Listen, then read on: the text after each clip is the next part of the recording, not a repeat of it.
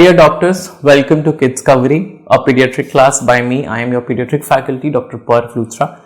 We are discussing about the pediatric cardiology, and one topic which every medical graduate should know in order to pass the exam is something which is called as Tetralogy of Fallot.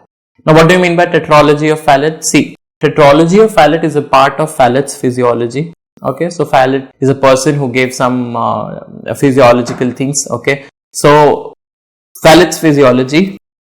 One of the key components of Fallot's physiology is TOF, other components are pentology, other is triology. So all these things are there. Okay, so let's understand about the Fallot's physiology, TOF. So what are the four things which are going to be there in TOF? So please remember, first of all, there is going to be ventricular septal defect. The one is there going to be a ventricular septal defect. So this is actually a left side, this is the right side, and between the right side and the left side we have got a defect which is called as ventricular septal defect.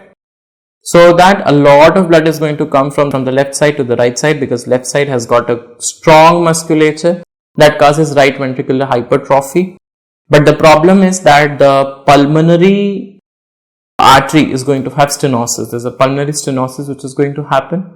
And there is overriding of aorta. That means the aorta is now going to go above the or upon the ventricular septum, interventricular septum. So now the main issue is that a lot of blood, although is coming to the right ventricle, but it is not going to reach to the lungs because there is a pulmonary stenosis. Less amount of blood is going to the lungs, less oxygen is going to be there, and that is why there will be increased reduced blood which is going to be there, and that causes what? That causes cyanosis to occur. Okay. So just revising with you, this is a normal heart, this is a tetralogy of Fallot. Now you can see that first of all there is a hole between the right and the left ventricle which is not there here. Then you have got aorta which is going to lie above this hole. Okay. Then narrow pulmonary artery is going to be there, and thickened right ventricular mucosa is going to be there. So there will be cyanosis which is going to be there, and the cyanosis will be seen on skin, will be on lips, on finger nails of the toe. So because there is a right ventricular hypertrophy, this causes outward and upward and outward rotation of the apex, and this, if you can clearly see, this is just like a boot which is there. So this is called as 𝗲𝗏𝗃. Okay, this is called as 𝗲𝗏𝗃.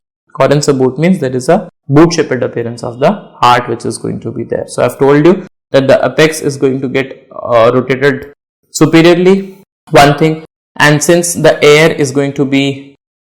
air looks black in color and the blood is going to look white in the vessels. Okay, so there is no whitish color is there because no blood is going from the pulmonary arteries to the lungs, and that's why there is oligemia which is going to be there.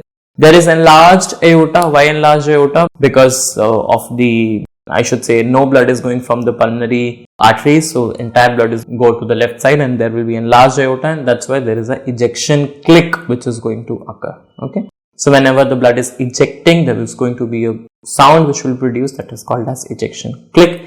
And yes, there is a segmental concavity of the pulmonary arteries as well. Segmental concavity, this is a distinction point. That means if you know this, you are in the top rankers. So this was the tetralogy. And if I just tell you about the triology and pentology, so pentology is actually everything of tetralogy plus ASD. What is ASD? Atrial septal defect. Whereas triology means, of course, there will be right ventricular hypertrophy, pulmonary stenosis, and ASD. VSD is not going to be there. So triology is PAR. So you can remember from my name, P for pulmonary stenosis, A for ASD, and R for right ventricular hypertrophy, which is going to occur. So let's discuss the theoretical part of TOF. So I have told you that this is a cyanotic congenital heart disease. This is going to have RVOT obstruction. There will be VSD. Now the good part is that the VSD in this case is actually perimembranous. Not good part, but yeah, something which is high yielding for MCQ purpose. There is a perimembranous VSD which is going to be there. Okay, perimembranous VSD. So V for VIP, and who is the VIP person of our country? The Prime Minister. Okay. So remember this, perimembranous PM VSD. Okay, this is important, and of course this is associated with your 𝗲𝗏𝗿𝗵 syndrome, 22q11 degeneration, deletion, 𝗲𝗏𝗿𝗵 syndrome, and of course the Down syndrome. But yeah, this question has been asked, like what is the most common cardiac abnormality in Down syndrome, which I want you to write in the comment section below. Now the flow. So I have told you that if there's a mild right ventricular outlet obstruction, of course the blood is going to go from left side to the right side, and these patients are relatively acyanotic because the right ventricular outflow tract obstruction is mild. That is why these are called as pink TOF. Okay, so again PM mnemonic is something which is important. So P for pink TOF and M for mild RVOT. Next is going to be severe RVOT. That means where the no blood is going to go from the right side, so a lot of blood will be accumulated on the right side, and that's why there will be right to left shunt, and these patients are going to have cyanosis. So whenever okay, so this is the severe RVOT obstruction which is going to be there. There is cyanosis, there is TET spell. Now what do you mean by TET spell? There is hyperapnea. So hyperapnea means what? See, understand, these patients are rapid breathers but shallow breathers. These patients are rapid breathers in order to have more oxygen but shallow breathers. So there is ultimately decreased amount of oxygen. This is the TET spell. So the patient is going to have severe cyanosis, the patient is going to have hyperapnea, the patient is going to have irritability. This is the spell which is going. You will often see the TOF child to squat, because squat is going to increase the systemic vascular resistance, and if the systemic vascular resistance is increased, of course there will be a lot of blood which will be there on the left side. And since a lot of blood is there on the left side, less blood will be coming from right side to the left side, and that's why a lot of blood will start accumulating on the right side, and that's why a lot of blood is go to the lungs, and the lungs are going to oxygenate them. Clear? So whenever the child is going to, okay, let me just tell you this squatting thing. So what is going to happen? Okay, let me just draw diagram and explain this. Just give me 1 minute. Yeah. So whenever, so of course this is your left ventricle and this is your aorta which is going to go from there. So whenever the systemic vascular resistance is increased, less blood is going to go from aorta, more blood will be there in the left ventricle. So there will be no blood which is going to come from the right side. So there will be increased amount of blood on the right side, and that can be going to lungs, and the lungs are going to put in more oxygen. That's why the child will squat in order to have more oxygenation. And because there is a right ventricular hypertrophy, there's going to be a right ventricular heave. That means upward bulge. So let me just tell you about the crying, why during the crying there is cyanosis. So understand, whenever the child is going to cry, there's going to be an increase in intrathoracic pressure, and whenever there's increased intrathoracic pressure, the venous return is going to decrease, and because the venous return is decreased, less blood will be going to the lungs, because less blood is coming from SVC into the right atrium, from right atrium into the right ventricle, and from right ventricle to the lungs. Of course less blood is going, that's why there will be decrease in oxygenation, more will be the reduced blood, and that's why that is called as cyanosis. Now pulmonary is stenosed, that's why you will see a single S2 because no blood is going from P2, so absent or soft P2 is going to be there. Now since a lot of blood is going to go from the left side to the aorta, there is going to be an ejection systolic murmur that will be there in the left upper sternal border, the aortic area, okay, or so ejection systolic murmur is going to be there because of right ventricular outflow tract obstruction. So a lot of blood is going to go against a very high resistance, that is why you will have ejection systolic murmur very profound. There is an early systolic click also which is going to be there because of the dilated aorta. So because of aorta you have got click, but because of your pulmonary vessels or right ventricular outflow you have got the systolic murmur, ejection systolic murmur. Okay, so just remember this is important. Okay, R and S, of course they are going to come together. So there will be right axis deviation. Why? Because of the right ventricular hypertrophy, right atrial enlargement. Okay, after that you have to understand something more. Okay, now coming on to this part, if the VST murmur is actually absent, why? See, if there is smaller VST, of course a lot of blood has to travel again, the resistance is going to be high. Let me just teach you. Like if the VST is smaller, a lot of blood has to go from this part to this part, right? A lot of blood has to go from here to here against a smaller resistance. So against a high resistance, a smaller defect. Jitni patli road, if the road is narrowed, of course the gush will be heard more profound, right? But what happens is, like in TOF, the VSD is actually large, so murmur is not heard. Murmur is something which is not heard. Okay, like this. So yeah, this is it. Now coming on to the heart description, I've told you this is a boot-shaped heart. Can you see T and O word coming? So TOF, this is something you can remember. This is also called as Corin's boot. This is going to be oligemia because right ventricular outflow tract obstruction.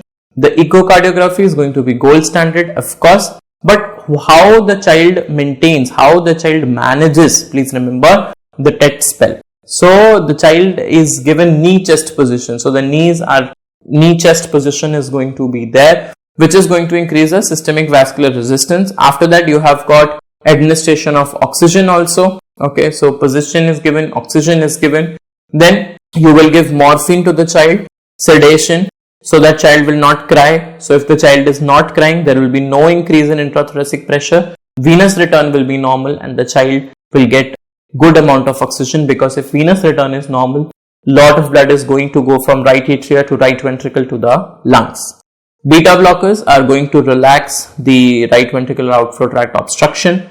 Okay, then you have got IV phenylephrine that is going to increase the afterload, and the shunt is something which is the definitive treatment which is going to be there. Okay, now please remember these are important things. Okay, so position, oxygen, morphine, beta blockers, phenylephrine, and of course your shunt which is there. Okay, medical treatment, I have told you, since a lot of fluid is going to get accumulated inside the right ventricle because the outflow tract is obstructed, we have to give loop diuretics and digoxin. Of course, systemic ACE inhibitors and ARBs are not given because they are going to decrease the systemic vascular resistance, which is in turn is going to worsen the cyanosis. And yes, antibiotic prophylaxis is started in the unrepaired cyanotic congenital heart disease. Okay. So coming on to the surgical repair, how will you repair surgically? So surgical repair is, see, the VSD is actually closed, the RVOD is enlarged. Okay, so this is the trick, this is the thing which we do. We close the VSD and we enlarge the right ventricular outflow tract obstruction. Okay, so remember this is actually excellent prognosis, but if it is untreated, it can go into cyanosis. Okay. So cyanosis, again, that means decrease oxygen, that's going to stimulate the erythropoietin. A lot of RBCs are going to get formed and that leads to polycythemia. Okay. Then you have got brain abscess. See, infection can happen in TOF and that can go into brain abscess, and that can go into stroke also, and that can cause even the death of the individual as well. So this image, these images, this picture, these all the things we have discussed. Okay. Yeah, coming on to what is the surgery. So please remember this very important thing. For example, imagine like this, a person is sitting in the BT. Now BT means what? Bad trip, you all know. Okay, so the child was sitting in the BT, I mean the person was sitting in the BT, he was in the car, he was in a bad trip, thinking bad, and the car went into puddle. Okay, so he was sitting in a BT, and in the BT he was consuming something with the teaspoon. Okay, so BT teaspoon sitting in the car, and the car went into the puddle. So what is BT? BT is something which is called as 𝗏𝗏𝗏𝗏 surgery. Okay, so BT is something which is called as 𝗏𝗏𝗏𝗏𝗏 shunt or 𝗏𝗏𝗏𝗏𝗏 surgery. And SP means where you are going to join the subclavian artery with the pulmonary artery. So you are joining the subclavian artery with the pulmonary artery. Inside the car, C means Cooley's surgery. A and R means aorta and right pulmonary artery. Aorta and right pulmonary artery. Puddle, P for POTS, shunt, and double D means from descending aorta. Okay, after D it's L. So descending aorta to the left pulmonary artery, we are going to do the connections. So these connections in the end help you to grow in your life, and this is the last statement which I would like to give you in this video. I hope that you like this video, and we will meet in the next session. Thank you so much for watching, and God bless you.